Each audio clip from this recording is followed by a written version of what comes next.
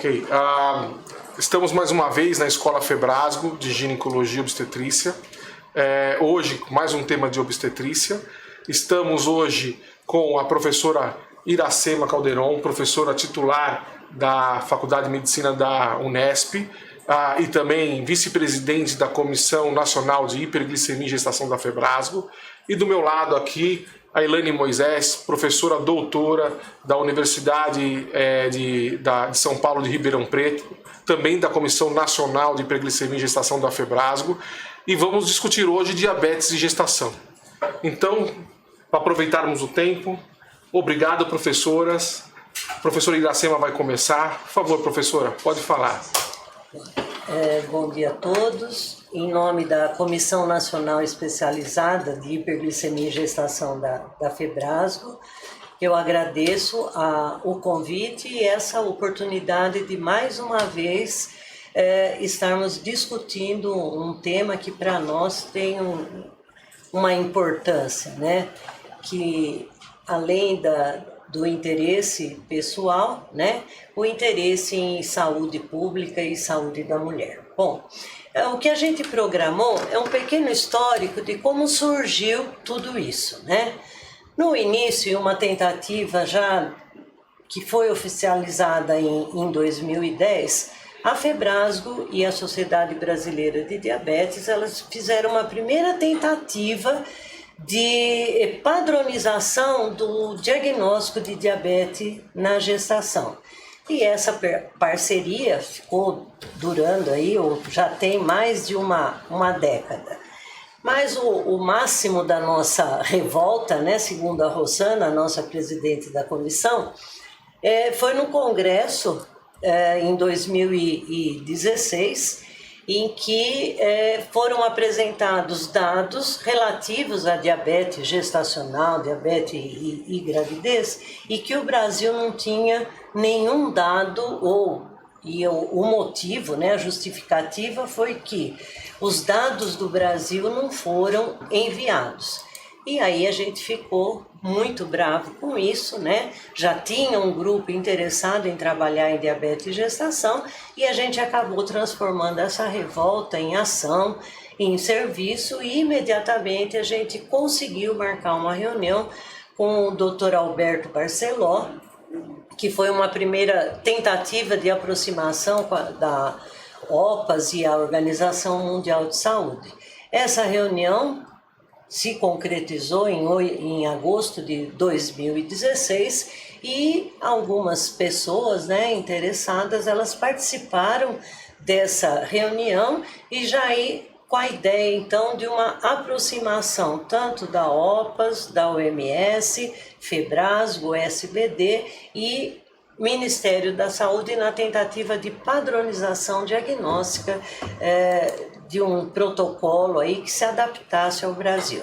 Em novembro de 2016, né, houve então efetivamente se concretizou essa parceria OPAS OMS do Brasil, quando a gente lançou ou se fez, né, o manual ou documento de rastreamento e diagnóstico do diabetes mellitus gestacional no Brasil, adaptado para as nossas condições. Como tema dessa apresentação diz o uso racional, então, do diagnóstico de diabetes mellitus no Brasil. Isso desde novembro de 2016, está disponível na revista Fêmina, no site da Febrasgo e no site da OPAS, né?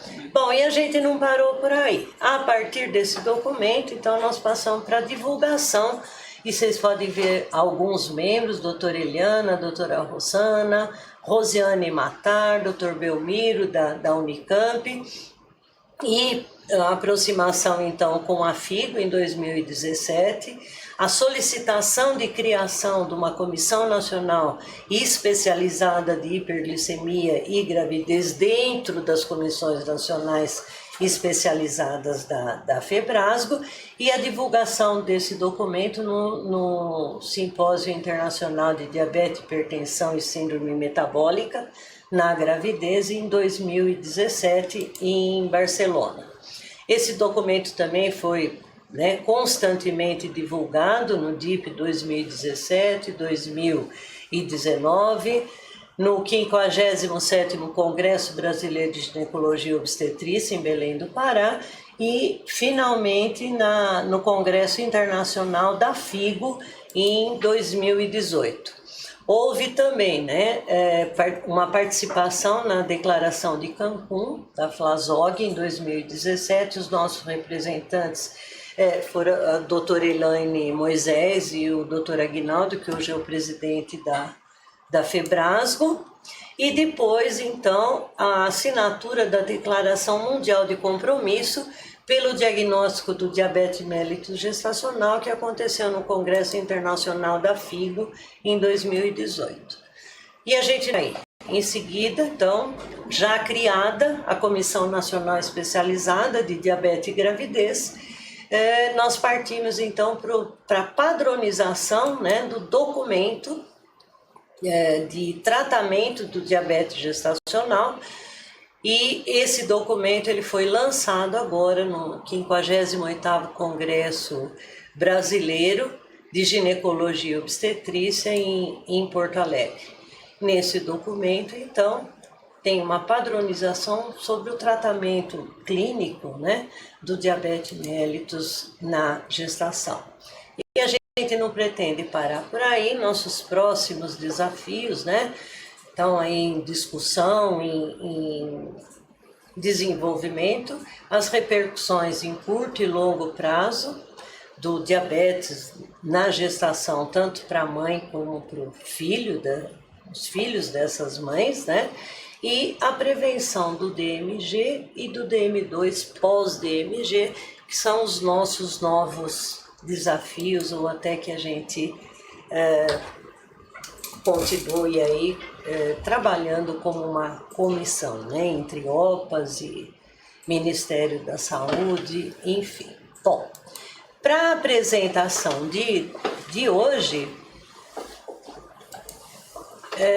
a gente decidiu que não só o diagnóstico, mas seria interessante também que a gente, além do diagnóstico, né, falasse alguma coisa de tratamento. E pelo tempo, então a gente dividiu o diagnóstico do diabetes gestacional e o manejo ou tratamento não farmacológico, e depois a doutora Elaine falará sobre o tratamento farmacológico, mais definindo mais, né, o uso de insulina e a questão dos antidiabéticos orais. Então, em relação ao diagnóstico do diabetes mellitus gestacional, eu acho que a primeira coisa que a gente precisa chamar a atenção é que desde 2013 esse panorama aí de diabetes gestacional, ele começou a ser diferenciado em diabetes mellitus em dois tipos que são chamados de hiperglicemia na gestação.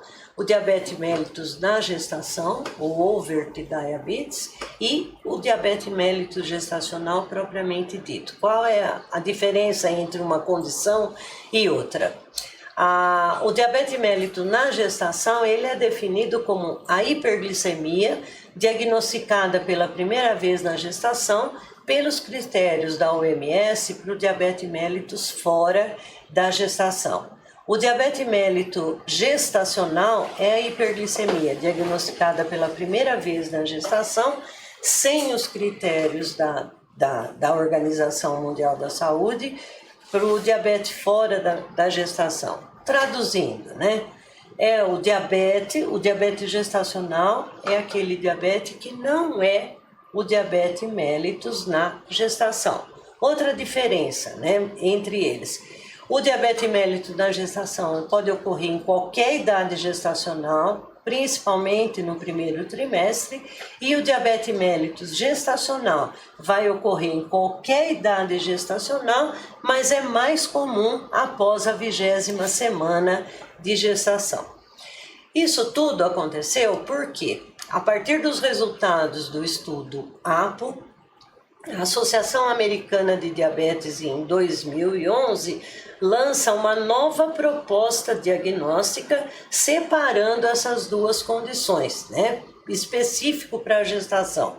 o diabetes mellitus na gestação, diagnosticado na primeira consulta de pré-natal, com glicemia de jejum maior ou igual a 126 miligramas por decilitro, ou uma glicemia de 2 horas, né, pós-prandial, maior ou igual a 200 miligramas por decilitro, ou ainda um nível de hemoglobina glicada maior ou igual a 6,5%.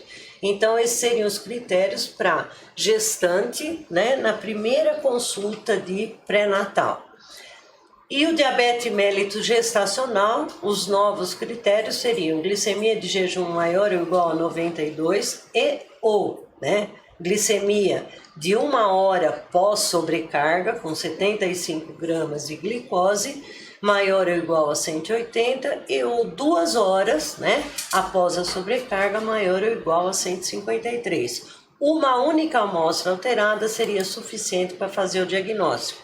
Isso porque, esses limites representam um aumento no risco de quase 2 vezes para ter um recém-nascido com peso maior do que ou igual ao percentil 90, a necessidade de primeira cesárea, maior risco, 2 vezes aumentado o risco para hipoglicemia neonatal e aumento das concentrações de peptídeo C no cordão.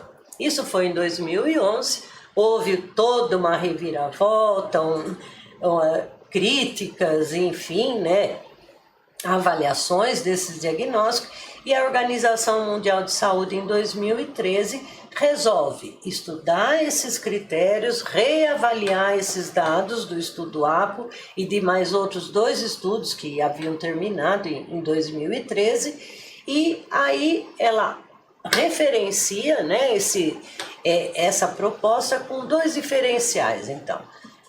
Para o diabetes mellitus na gestação, que seriam os critérios da Organização Mundial de Saúde fora da gestação, ou seja, glicemia de jejum maior ou igual a 126, ou uma glicemia aleatória maior ou igual a 200 miligramas por decilitro, e o diabetes mellitus gestacional, diagnosticado em qualquer idade gestacional ou entre 24 e 28 semanas após, a realização do TOTG de 75 gramas, a glicemia de jejum entre 92 e 125 miligramas por decilitro.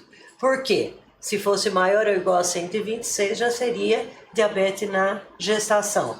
Glicemia de 1 hora maior ou igual a 180 ou glicemia de 2 horas entre 153 e 199 miligramas por decilitro, porque maior ou igual a 200 já seria o critério diagnóstico para o diabetes mellitus na gestação. Bom, e por que isso é importante? Porque a hiperglicemia na gestação é um problema de saúde pública, ele é global, mas é realidade também no Brasil. A hiperglicemia é uma das condições médicas mais comuns encontradas na gravidez. 1 em cada 6 nascimentos ocorre em mulheres com alguma forma de hiperglicemia, e 84% dessas condições ou dessas formas de hiperglicemia são representadas pelo diabetes gestacional.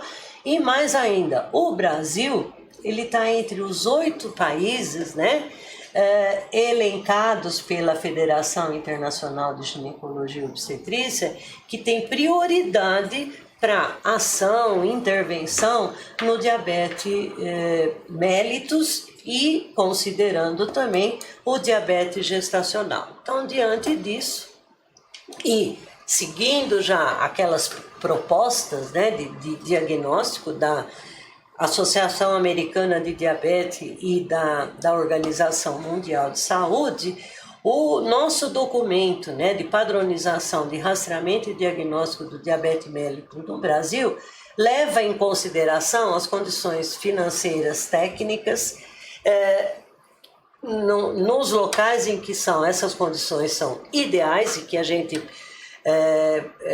chega a 100% de detecção, Se o pré-natal é iniciado antes de 20 semanas de gestação, de imediato a gestante deve ser submetida a uma glicemia de jejum, que se vier maior ou igual a 126, é critério diagnóstico para diabetes mellitus na gestação. Se ela vier entre 92 e 125 miligramas por decilitro, é critério para diagnóstico de diabetes mellitus gestacional. Se ela vier menor que 92 miligramas por decilitro, ou a gestante iniciou um pré-natal entre 20 e 28 semanas, né? Ou seja, entre 24 e 28 semanas, ou se ela iniciou o pré-natal depois de 28 semanas, ela deve ser submetida não mais a uma glicemia de jejum, mas sim ao teste de sobrecarga com 75 gramas de glicose com 3 amostras, jejum 1 e 2 horas. Critérios: jejum 92 a 125, 1 hora maior ou igual a 180, 2 horas entre 153 e 199, é diagnóstico, é critério diagnóstico, né? Qualquer uma dessas alteradas é critério diagnóstico para o diabetes mellitus gestacional. Se a resposta ao teste de tolerância à glicose de 75 gramas apresentar glicemia de jejum maior ou igual a 126 ou glicemia de 2 horas maior ou igual a 200 miligramas, ela tem o diagnóstico de diabetes mellitus na gestação. Nos locais em que as condições financeiras e técnicas são parciais, e a gente sabe que no Brasil tem vários locais, né? A gente vai chegar a 86% de detecção com uma simples dosagem de glicemia de jejum, ao invés do teste oral de tolerância à glicose. Nesses limites, né? 126 para diabetes mellitus na gestação, glicemia de jejum, né, entre 92 e 125 para diabetes mellitus gestacional, isso para uma idade gestacional antes de 24 ou mesmo entre 24 e 28 semanas. E menor do que 92, ela vai ser uma gestante ou vai ter o diagnóstico de não diabetes ou afastado o diagnóstico de um diabetes gestacional. Importante ainda é o diagnóstico pós-parto, né? Para a prevenção, né, da primária do DM2, porque o diabetes gestacional é o principal fator de risco para o diabetes mellitus tipo 2, após o parto, alguns anos após o parto. Então, para a prevenção primária de DM2, para a prevenção secundária do DM2, ou seja, né, identificar e tentar atuar em cima de complicações decorrentes aí do tempo de evolução da doença. No mesmo sentido, né, avaliando as condições financeiras e técnicas ideais para chegar a 100% de detecção, todas as mulheres que tiveram diagnóstico de diabetes mellitus gestacional, elas deverão realizar 6 semanas após o parto um teste oral de tolerância à glicose com 75 gramas de sobrecarga, com 2 amostras, glicemia de jejum e 2 horas. Se a glicemia de jejum vier menor do que 100 e 2 horas menor de 140, é uma resposta normal a esse teste. Se a glicemia de jejum tiver entre 100 e 125 e a glicemia de 2 horas normal, ela recebe o diagnóstico de glicemia de jejum alterada. Se a glicemia de jejum vier normal e, ao contrário, a de 2 horas entre 140 e 199 é um pré-diabetes ou uma intolerância à glicose, e a glicemia de jejum maior do que 126 ou 2 horas maior ou igual a 200, faz o diagnóstico, então, de diabetes mellitus. Para a gente chegar a 66% de detecção nos locais onde as condições financeiras e técnicas são parciais, a realização de uma glicemia de jejum 6 semanas após o parto pode dar o diagnóstico de uma glicemia de jejum alterada, com entre 100 e 125 miligramas por decilitro, ou mesmo o diagnóstico de diabetes mellitus diabetes mellitus, a maioria deles tipo 2, com glicemia de jejum maior ou igual a 126. Normalidade do teste, uma glicemia de jejum menor do que 100 miligramas por decilitro. Bom, para as pacientes ou para as mulheres que têm um diagnóstico de hiperglicemia na gestação, né? Inicia-se principalmente pelas orientações, pelo controle glicêmico, pelo ganho de peso materno e teria muito mais, né, relacionado a crescimento fetal, bem-estar fetal, hipóxia e parto, e que pelo limite, né, de horário a gente vai ficar mais restrito, né, ao controle glicêmico e ao controle de ganho de peso materno, que eles precisam andar juntos, né? Um é contraponto do outro, para que a gente obtenha uma paciente com níveis de normoglicemia, prevenindo a cetose, garantindo o ganho de peso adequado e que saia, né, dessa gestação um recém-nascido com peso adequado para a idade gestacional. Em relação às orientações, primeiro a gente precisa dizer para a gestante o que é o diabetes gestacional, né? De uma maneira que ela entenda que é uma condição que é tratável e que por que ela precisa ser tratada? Porque ela representa riscos, né? Tanto para a gravidez, como macrosomia, polidrâmino, enfim, tocotraumatismo, a necessidade de primeira cesárea, e ela representa riscos para o futuro da mãe e do filho relacionados à obesidade, dislipidemia, síndrome metabólica, diabetes mellitus tipo 2 e risco para doença cardiovascular. Importante também orientar a gestante que o tratamento o tratamento deve reverter todas essas condições de risco, né? E para isso também, muito importante, o controle pós-parto, que seria o teste de sobrecarga, como eu já disse anteriormente. Para as metas do controle glicêmico, né? Desde 2007, por convenção, né, foram delimitados, né, esses limites. Para o jejum menor do que 95 miligramas por decilitro, 1 hora pós-prandial menor do que 140, 2 horas menor do que 120 e tentar manter os níveis de hemoglobina glicada entre 6 e 6,5%. Isso porque macrosomia, óbito intrauterino, o atraso na maturidade pulmonar, as complicações metabólicas e pré-eclâmpsia, elas podem aparecer nos níveis de glicemia que aparentemente seriam normais, uma média glicêmica aí entre 100 e 120. O cuidado também para o oposto, né?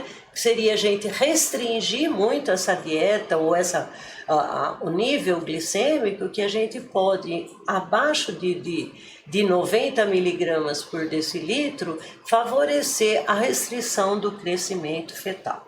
Bom, como eu disse para vocês, o ganho de peso ele deve ser sempre visto, né, como um contrabalanço do nível glicêmico, né? E seguir essas determinações, então, do Instituto de Medicina para a análise do IMC pré-gestacional, um cálculo, né, da relação peso-estatura ao quadrado, e dependendo da faixa, então, de baixo peso, adequado, sobrepeso e obesidade, a gente teria, então, os limites para ganho de peso até a 14ª semana e depois no segundo e no terceiro trimestre. No geral, então, a gente deve guardar isso, que as mais gordinhas, elas devem ganhar menos peso durante a gestação, sempre avaliando o desenvolvimento fetal, né, para ver se a gente não está sendo iatrogênico. E se a gente não tiver o peso pré-gestacional, a cada semana gestacional a gente tem uma correspondência do IMC para a classificação, então, nas diversas faixas, né, de IMC adequado, de sobrepeso e de obesidade. Bom, em relação ao controle, né, as intervenções para controle não farmacológico, né, especificamente a dieta, o que a gente tem de mais atual, né? O EICOG, que é o Colégio Americano de Ginecologia e Obstetrícia, em 2018, ele tem uma recomendação específica, né?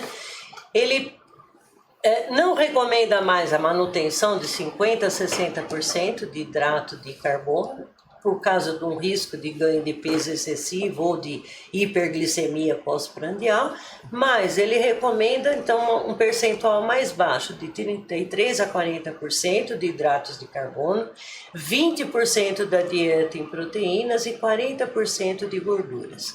O objetivo dessa terapia é atingir níveis normais de glicose no sangue, prevenir cetose e proporcionar um ganho de peso adequado, contribuindo então para o desenvolvimento fetal adequado. Mais ainda, né? O Colégio Americano, ele recomenda que o clínico, né, o obstetra, ele deve ser capaz de fornecer recomendações à gestante sobre aporte e distribuição calórica e ingestão de carboidratos. A Associação Americana de Diabetes, nas suas últimas publicações, até 2019, ela é meio inespecífica em relação à dieta para o controle, né, dos níveis glicêmicos, baseado muito mais nos índices, né, de referência e de ingestão diária. Ela recomenda em torno de 175 gramas de hidrato de carbono, 71 gramas de proteínas e 28 gramas de fibras de ingestão diária, né? E recomenda que seja assessorado por uma nutricionista especializada.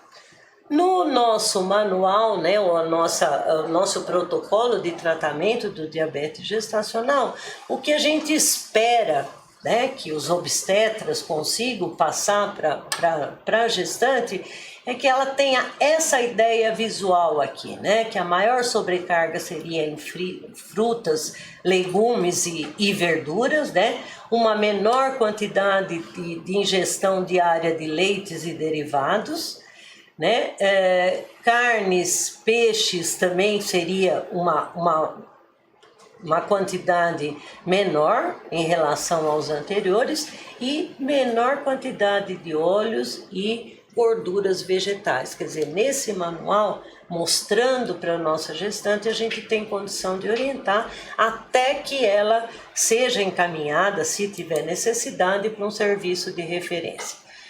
O ideal, né, em relação a índice glicêmico que ela ingira, né, a alimentação dela seja baseada então para os índices, para os alimentos de baixo índice glicêmico, menor do que um índice de 55%, que tem aqui nessa lista, né, que evite os de moderado e alto índices glicêmicos, e em relação aos adoçantes, né, que o limite diário seja 6 sachês ou 15 gotas por dia.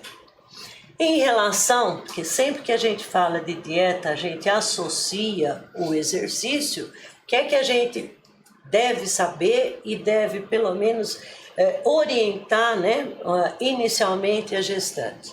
Tem contraindicações absolutas para a realização do exercício, principalmente incompetência istmo-cervical, hemorragia persistente no segundo e terceiro trimestre, placenta prévia, trabalho de parto prematuro na gravidez atual e pré-eclâmpsia.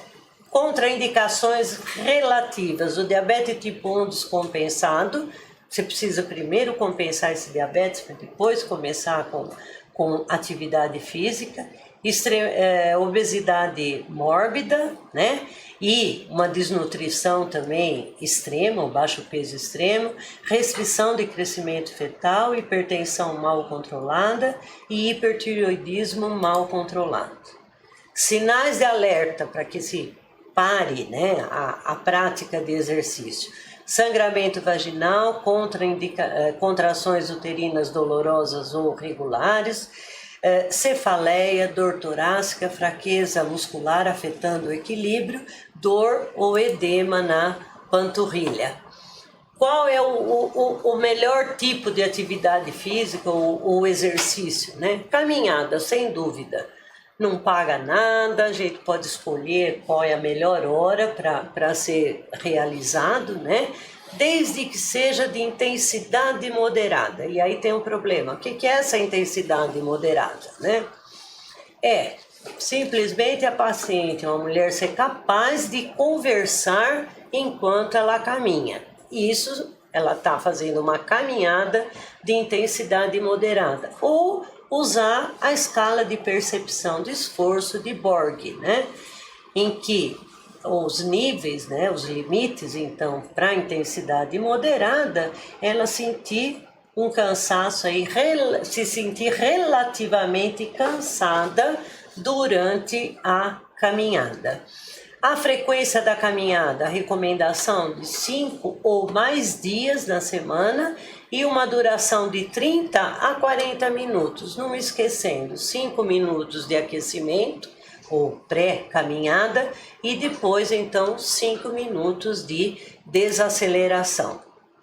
Importante também que ela tenha, né, para orientação dela e para nosso segmento, o diário da caminhada, em que a gente anota a data, o dia da semana, o horário, a duração e sempre antes da caminhada, hidratação, alimentação e controle de glicemia quando necessário. Bom, em relação a diagnóstico e tratamento não farmacológico, eu acho que era isso que a gente tinha para apresentar e fico à disposição aí para depois algumas questões. Passo agora para a apresentação da professora Elaine Moisés com o tratamento não farmacológico relacionado então à insulina e antidiabéticos orais. Enquanto carrega a aula, vamos aproveitar. Tem uma questão sobre diagnóstico da Nayara Eiras para um teste oral de tolerância à glicose de um pré-natal realizado após 28 semanas de gestação. Os valores de referência utilizados são de jejum maior ou igual a 126 e a glicemia após 2 horas maior ou igual a 200 para se ter o diagnóstico de diabetes gestacional. Acho que é o diabetes, não, né? Eu acho que a gente isso já foi, tá lá no slide ou no protocolo diagnóstico que para diabetes gestacional a glicemia de jejum é entre 92 e 125 e a pós-prandial, né, após 2 horas de sobrecarga é entre 153 e 199. Por quê? Se for 200, aí ela não vai ter mais o diagnóstico de diabetes gestacional, não importa a idade gestacional. Não importa a idade gestacional, são os limites, né, desses resultados. Acima de 200 é diabetes. 200 é diabetes mélito na gestação. Provavelmente vai ser um diabetes tipo 2 depois da gestação. Ok. Vamos lá, Elaine. Olá, colegas. É um prazer estar aqui. Agradeço o convite de estar representando a Comissão Nacional Especializada de Hiperglicemia e Gestação e apresentar os documentos para vocês. Um foco importante dos 2 documentos é que a gente se preocupou em estar trabalhando em realidades possíveis que se encontram no país. Tanto onde eu tenho estrutura bem montada, quanto em locais em que tem a carência estrutural de alguma forma. E o tratamento vem também com essa lógica. Na parte do tratamento farmacológico, que é o 2º documento recentemente lançado no Brasil, o que a gente propõe? Primeiro, a logística de monitorização, levando-se em conta apresentar viabilidade financeira e disponibilidade técnica total ou parcial. O que seria essa diferenciação? Em eu ter o glicosímetro e todos os insumos para a monitorização glicêmica, para fornecer para essa paciente, levar para sua casa e fazer isso em ambiente domiciliar, ou não. Ela ter uma restrição desse fornecimento em que eu vou ter que lançar de estratégias alternativas, por exemplo, a paciente vir à unidade básica de saúde perto de sua casa e fazer essa monitorização na unidade, ou ter um sistema de rodízio de glicosímetros dentro de uma comunidade, ou ter uma busca ativa dos profissionais da unidade em relação a essa gestante. Então, a depender do local, cada estratégia vai ter que ser estudada para ser implantada e que atenda essas necessidades. Então, pensando nessas diferenças, se propõe que na paciente que ela está sob tratamento não farmacológico exclusivo, ou seja, dieta e atividade física e orientação de monitorização, quando eu tenho o glicosímetro disponível para levar em casa, ela vai fazer o perfil diário de 4 pontos. O que seria isso? Jejum, pós-café, pós-almoço e pós-jantar. E se eu não tenho disponibilidade técnica de fornecer para ela fazer essa monitorização domiciliar diária, porque ela pelo menos faça isso 3 vezes por semana. Já quando a paciente necessita do tratamento farmacológico, esse perfil vai ter que ser ampliado, idealmente para 6 pontos, que seria o jejum e os prés e pós-prandiais. Se eu não tenho disponibilidade técnica total, o ideal é que ela faça isso, um perfil diário de 4 pontos. E aí as estratégias precisam ser avaliadas. Lembrando-se que durante os encontros de pré-natal, né, as visitas de pré-natal, outros parâmetros devem ser avaliados, em termos de parâmetros laboratoriais, o reforço das orientações multiprofissionais, o reforço da necessidade de adesão e da importância desse tratamento, e pontos críticos da monitorização seriam a hipoglicemia, que a gente considera abaixo de 70 mg por decilitro na gestação, com nível crítico abaixo de 50, que indica internação. A hiperglicemia acima dos valores que a gente vai mostrar, mas quando acima de 200 é um nível crítico que merece internação, referenciamento. Quais seriam as metas glicêmicas? Avaliando as metas propostas pelas diferentes instituições, optou-se para adotar neste manual, nessa recomendação, que os limites de glicemia seriam para o jejum abaixo de 95 mg por decilitro, 1 hora pós-prandial menor que 140 mg por decilitro, 2 horas pós-prandial seria menor que 120 mg por decilitro. Esse valor pós-prandial seria tanto para café da manhã, quanto para almoço, quanto para o jantar. E você poderia orientar a paciente o que a logística dela do dia a dia adaptaria melhor. A monitorização com 1 hora ou a monitorização com 2 horas. Tá? Os dois valores são válidos e a gente tenta adaptar para uma rotina que seja factível para as pacientes. Como analisar essa monitorização glicêmica? Quais seriam as metas atingíveis para manutenção? A gente consideraria adequado valores que ultrapassem essa meta até no máximo uma taxa de 30% dos avaliados. Uma média glicêmica menor que 120 mg por decilitro, considerando aí quando eu incluo a monitorização de 2 horas, e sem repercussões fetais, ou seja, sem polidrama, sem um crescimento fetal excessivo. Nesse caso, a ideia é manter o tratamento atual, então reforçar as intervenções não farmacológicas, manter a monitorização fetal e glicêmica. Não é porque de início a paciente está bem controlada que ela não tenha risco de ter uma descompensação ao longo da gestação. Então, por isso da importância de se manter a monitorização até o nascimento. Agora, se ela mantém uma média glicêmica acima de 120 mg por decilitro, considerando o perfil pós-prandial de 2 horas, principalmente, ou ela tem mais que 30% dos seus valores avaliados acima das metas, essa paciente tem que ser considerada como uma paciente que está tendo um controle glicêmico inadequado e aí ela requer que se inicie o tratamento farmacológico. O tratamento farmacológico é prioritário, ele é da insulinoterapia. Ele visa mimetizar o que acontece fisiologicamente na produção pancreática de insulina.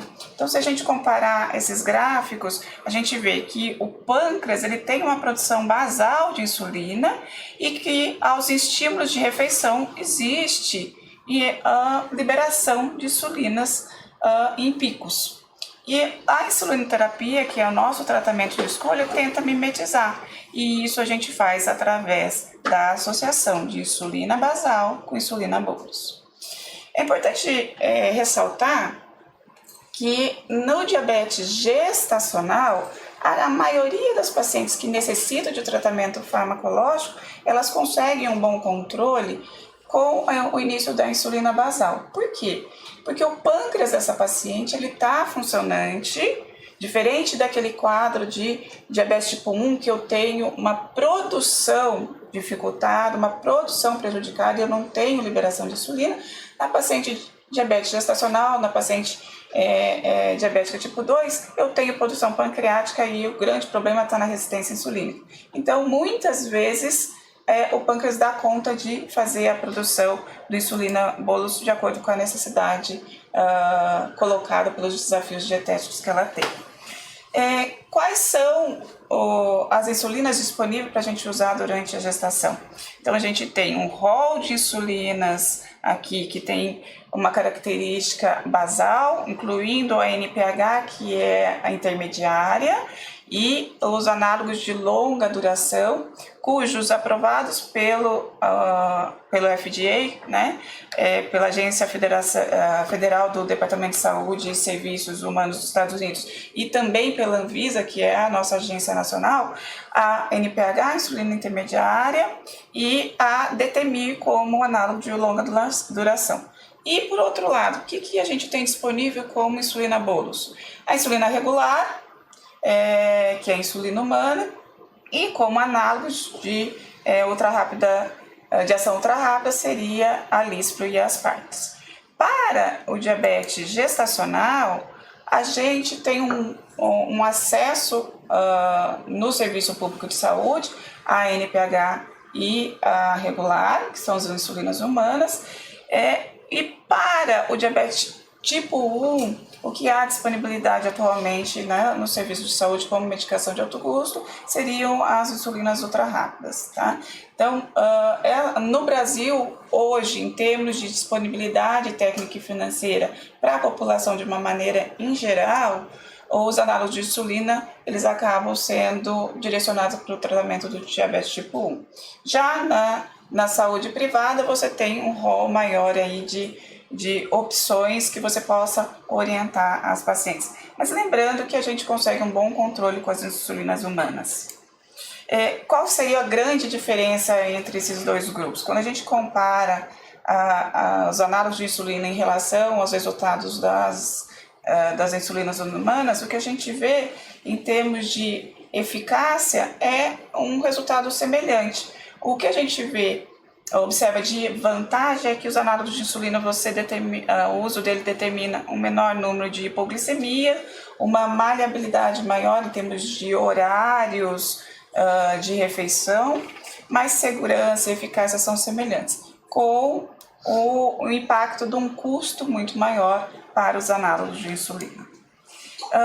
Como prescrever insulina na gravidez? Diferente de fora da gravidez, a tendência dos tratamentos é que a gente use esquemas intensivos, ou seja, múltiplas doses diárias. Então, a gente acaba tentando fazer uma cobertura ao longo das 24 horas no uso de insulina, e é por isso que a gente opta por esquemas com insulinas com horários fracionados aí, de basal em torno de 2 a 3 vezes e de bolos em cada refeição. Tá? A proporção geralmente utilizada é que a gente, para diabetes gestacional e para diabetes tipo 2, Normalmente a gente usa muito mais basal do que bolos, então numa proporção geralmente de 2:1, mas isso tem que ser adaptado de acordo com o perfil glicêmico. É ele que vai mandar o quanto que eu tenho que entrar em cada horário. No diabetes tipo 1, aí a gente tem que equalizar mais essas doses e geralmente a gente usa 50% de basal, 50% de bolos.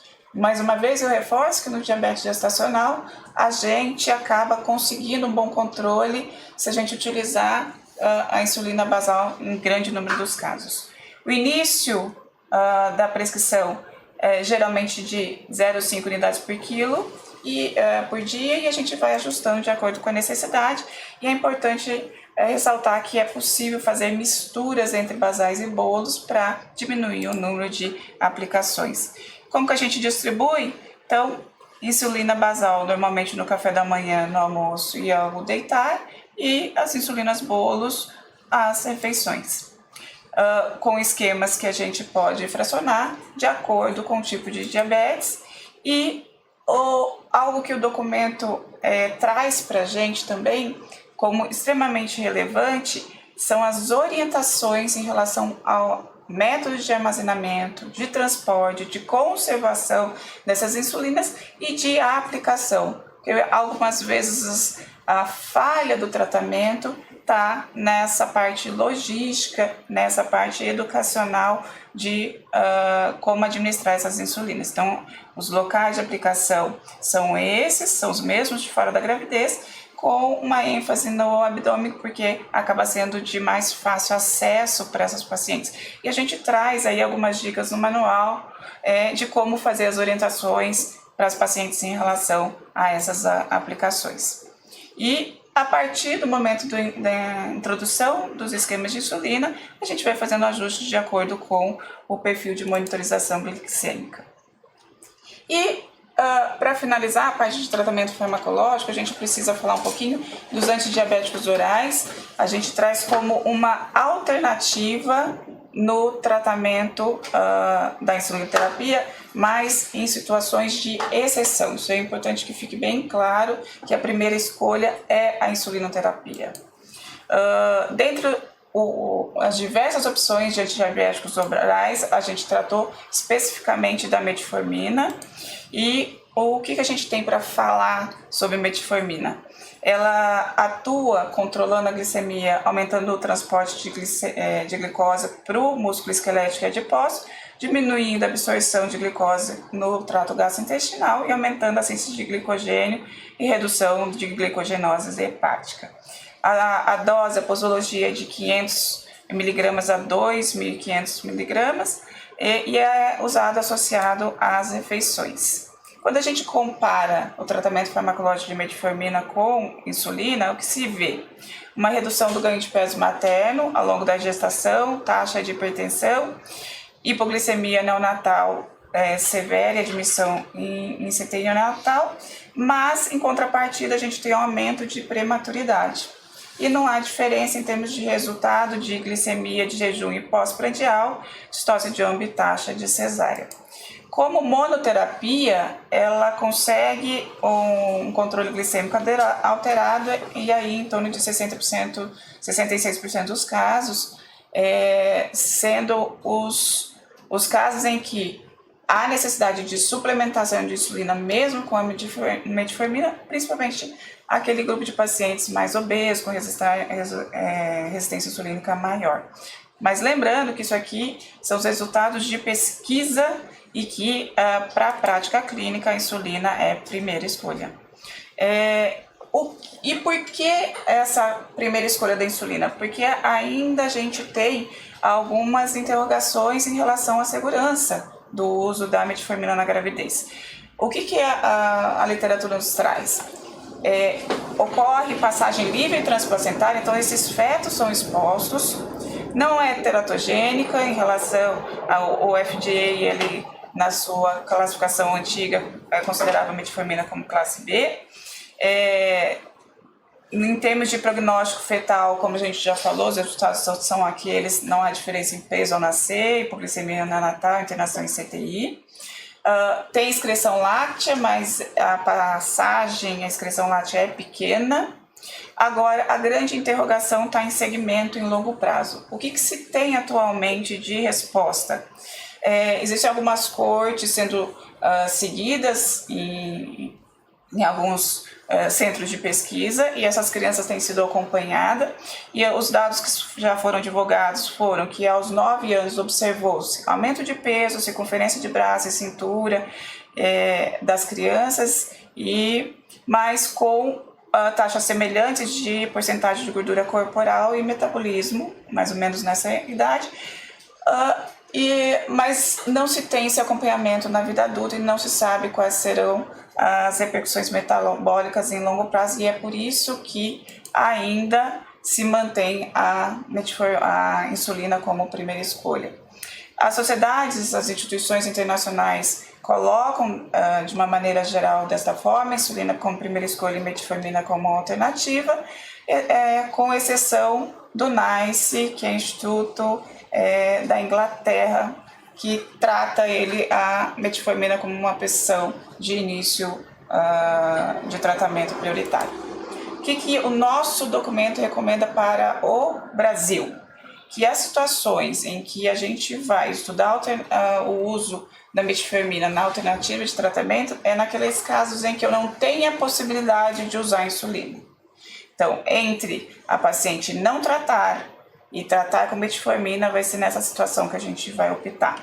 Então, nas situações onde não há acessibilidade à insulina, naquela situação em que há uma impossibilidade de transporte, de conservação, de administração adequada, naquela paciente que tem uma dificuldade de autoadministração, então uma paciente com uma dificuldade visual, uma paciente que não sabe fazer uma aspiração e não consegue mesmo após treinamento, que aplica de uma maneira inadequada, que traga risco para ela esses erros na administração, e como associação ao tratamento já instalado de insulina naquelas situações que há necessidade de dose de insulina acima de 100 unidades por dia, sem alcançar um controle glicêmico adequado, e que aí eu preciso diminuir resistência à insulina.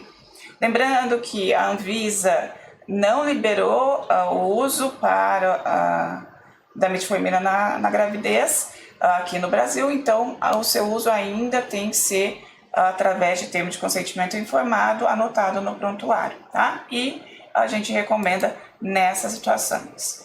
O que é nível A de evidência? O que é um nível forte de evidência? O que a gente realmente acredita, o que a literatura nos embasa? A mudança do estilo de vida é um componente essencial no manejo do diabetes gestacional e pode ser suficiente para o tratamento de muitas mulheres. Em torno de 60% a 70% das mulheres conseguem alcançar controle glicêmico com métodos não farmacológicos. E é para as pacientes que não alcançam esse controle com as orientações de mudança de estilo de vida que entra o tratamento farmacológico.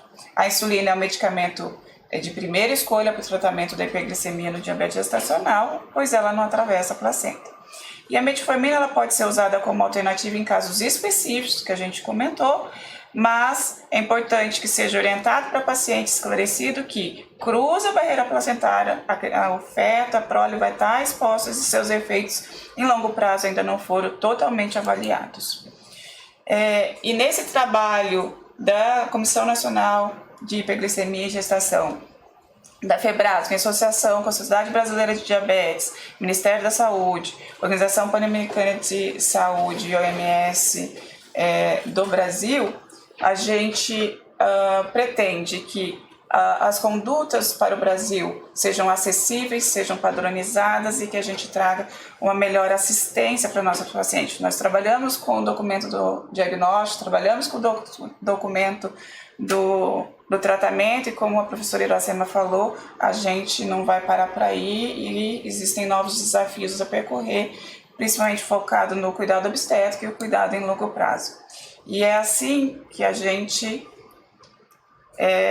gostaria de sensibilizar aos colegas que a gestação ela deve ser olhada como uma janela de oportunidade para estruturar serviços, recursos, protocolos, e que o diabetes ele é uma doença de transmissão não comunicar. Ela deve ser olhada como uma oportunidade de prevenir a transmissão de doenças não comunicáveis e melhorar a saúde populacional. Então, é com esse intuito que todo esse grupo aqui está trabalhando e se dispõe a continuar esse trabalho. Obrigada. Estou à disposição para a gente conversar um pouco sobre o assunto. Bom, parabéns. Normalmente quando a gente termina de falar numa palestra tem sempre gente batendo palma, mas tem várias pessoas assistindo, felizes com o compartilhamento de conhecimento. Inclusive a Camila Moser, não sei se você conhece, ela falou assim, doutora Elaine, vários beijinhos com o coração. É interessante. Beijo, Camila. É interessante porque elas se manifestam aqui. E teve uma pergunta da doutora Lívia Sara em relação a Pilates. Ele é recomendado na gestação? Claro. Olha, qualquer tipo de exercício ele pode ser praticado durante a gestação. Eu acho que cada modalidade de exercício tem lá os seus pré-requisitos para que sejam indicados, né? E principalmente a manutenção da atividade física de intensidade moderada, ou seja, até no máximo 60% de consumo de oxigênio. E eu faço uma ressalva aqui, porque acaba virando aí um modismo, né? Tendo todo o cuidado para me manifestar a respeito disso. Mas eu vejo que atrás desse modismo vem muita gente que aplica esses diversos tipos de exercício sem muito conhecimento fisiológico, né? Então é importante que a gente sempre seja orientado por um profissional especializado para prescrição de exercício, controle, enfim, durante a gestação. Tá certo. Uma pergunta. Vocês estão com a bolsa vinda, doutora? Ela está pedindo que a gente tenha os 2 documentos dela lá. Tá aqui. Bom, é isso. Que ela está pedindo agora. Né? Porque acho que tem uns documentos que ela queria mostrar, acho, na transmissão. Uma outra pergunta. Aí é uma pergunta minha, tá? Toda vez que a gente está recebendo, a gente recebe lá o diagnóstico, lá uma glicemia de jejum de 96, né? E vem uma glicemia de pós-prandial de 185, né? De 1 hora. Você fala 2 pontos na curva de diabetes gestacional. E a gente logo recomenda dieta. E a gente percebe que aquele bebê, ele não está no percentil 90, ele está no percentil 50, o líquido está normal. A gente recomenda dieta. Toda vez que a gente recebe um diagnóstico de diabetes gestacional, segundo o protocolo, primeiro é orientar dieta, diminuir carboidrato de rápida absorção, aquela coisa, e fazer exercício. E 70% das mulheres controlam a glicemia só com dieta e exercício. Mas às vezes eu percebo que algumas mulheres começam a fazer tanta dieta que o bebê perde aquele potencial de crescimento, né? Como é que vocês orientam nesses casos? Os documentos estão aqui para mostrar, né? São os documentos que foram desenvolvidos pela Comissão Nacional de Hiperglicemia e Gestação, tá? Acho que é um trabalho belíssimo, né? E é muito bonito porque eu me lembro, eu fui da época, professora, quando eu era residente e vice-preceptor de obstetrícia, que ia nos congressos de obstetrícia, e cada escola brigava porque queria que seu protocolo fosse melhor que o do outro, né?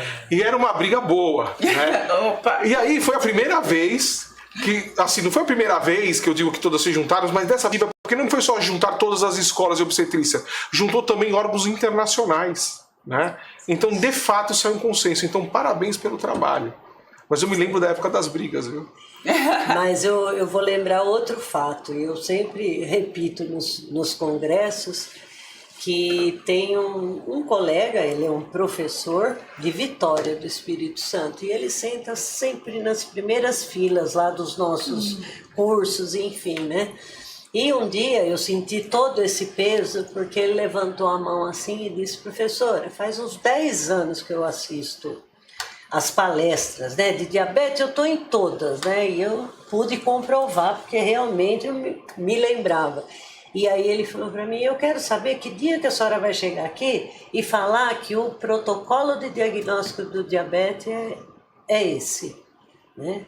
E aí eu tive a chance, depois do lançamento do nosso documento, de chamar, né, porque ele na plateia e dizer assim, olha, hoje foi o dia aqui, ó, nós temos protocolo, agora basta seguir. E a gente pensou em todas as maneiras, quer dizer, eu acho que hoje não tem mais desculpa para não se investigar e tratar, porque a partir do momento que você diagnostica, você precisa tratar.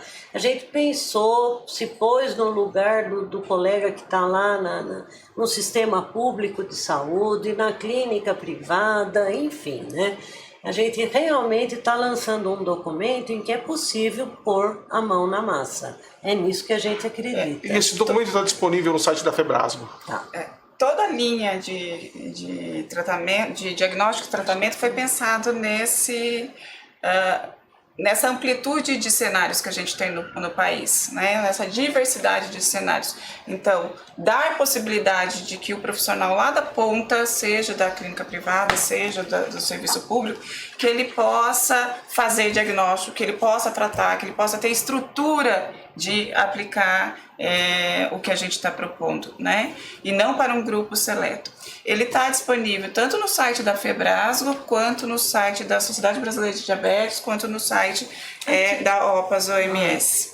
Então, se buscar em buscadores aí da internet, colocar o PDF, eles vão aparecer. Sim, facilitando para quem está nos ouvindo, no Google coloque assim, Isso. Febrasgo, protocolo diabetes, PDF. Putz, vai achar. Diagnóstico Se de colocar diabetes. o título Pronto. dos dois documentos, você cai diretamente. Acha mais fácil esse belo trabalho, né? É um trabalho de várias escolas de ginecologia e obstetrícia do Brasil se uniram e produziram esse belíssimo documento. Parabéns à Comissão Nacional de Hiperglicemia e Gestação. Foi bom. E deixo parabéns para a professora Rossana, que não pôde vir. Se eu não deixar... e para a professora Rosiane. Se eu não der parabéns para a professora Rosiane, ela vai ligar e me matar. Então, professora Rosiane, parabéns pelo trabalho mais uma vez. Orgulho de ser seu aluno. Né?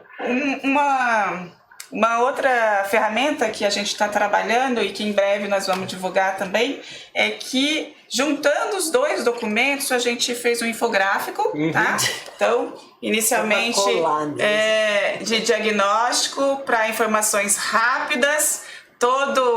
Todas essas informações têm um embasamento teórico nos documentos, mas aqui aquela busca rápida de resposta de diagnóstico e de tratamento nesse infográfico que a gente pretende divulgar para o Brasil inteiro aí, para que realmente ajude o trabalho dos nossos colegas na prática diária.